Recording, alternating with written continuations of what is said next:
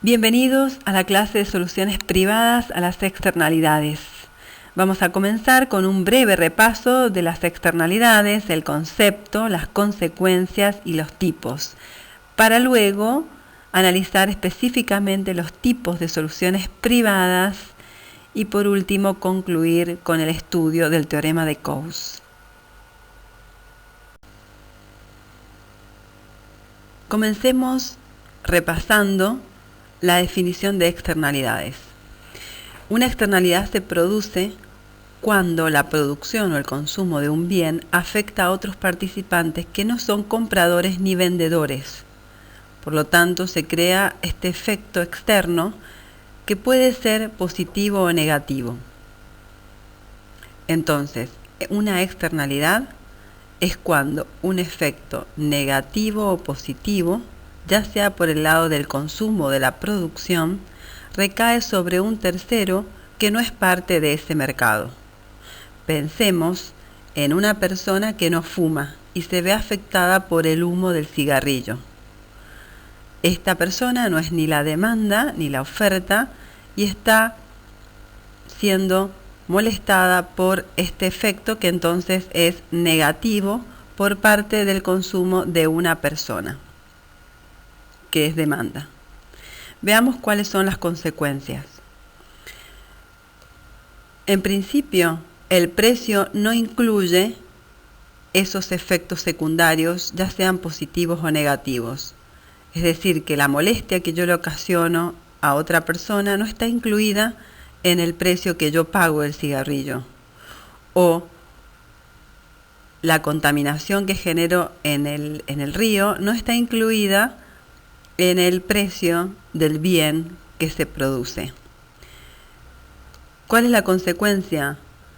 Que las valoraciones sociales son diferentes a las valoraciones privadas cuando la externalidad es por el lado del consumo, o los costos sociales son diferentes de los costos privados cuando la externalidad es por el lado de la producción.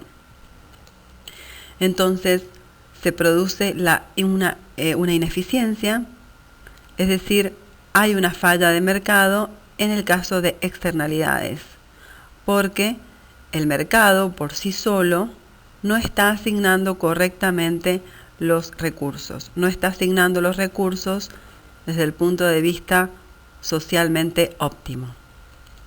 Entonces, repasemos. La clasificación eran negativas y positivas por el lado del consumo y la producción. ¿Y cuál es la solución? La solución es la intervención estatal, que sería una obligación que el Estado debe intervenir cuando el mercado falla, o también pueden darse acuerdos privados.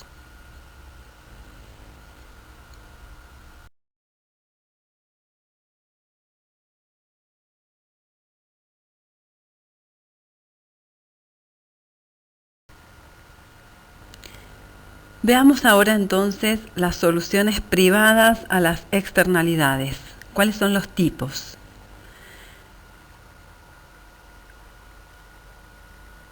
A veces existen códigos morales y sanciones sociales que hacen que los efectos negativos sean reducidos, los efectos negativos de las conductas de las personas. Pensemos que si se arroja basura en la vía pública, uno va a ser socialmente mal visto.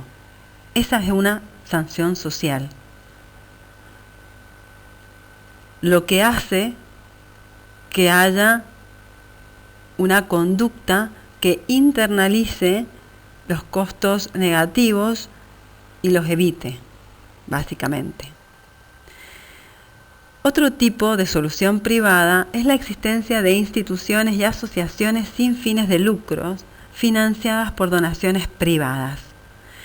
Estas asociaciones, como nosotros ya conocemos algunas, se interesan por el cuidado del medio ambiente, por ejemplo.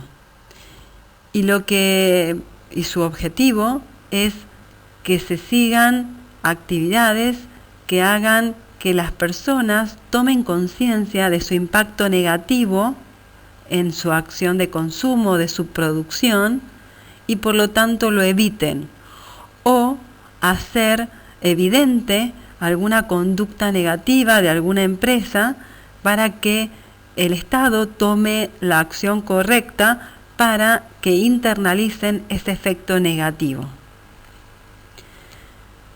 Veamos otro tipo de solución a las externalidades desde el punto de vista privado, es integrando diferentes tipos de negocios, fusionando empresas que generan algún tipo de externalidad. Analicemos este ejemplo muy común entre el apicultor y el productor de manzanas. El apicultor tiene sus abejas y tiene una cantidad determinada de colmenas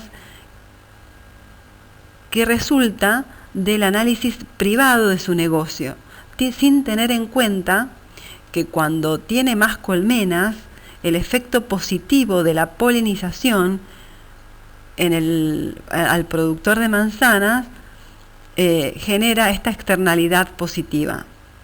Por el otro lado, actuando desde su punto de vista privado, el productor de manzanas también tiene una cantidad de manzana que ha determinado según su negocio, teniendo en cuenta sus costos y sus beneficios privados.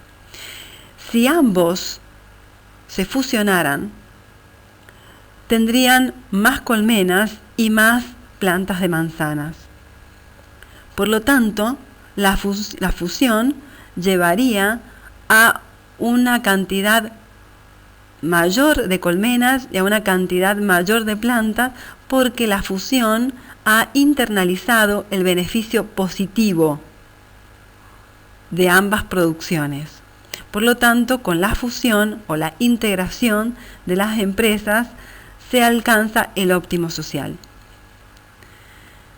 Otra posibilidad entre el apicultor y el productor de manzanas es que no se fusionen, sino que hagan un contrato entre partes.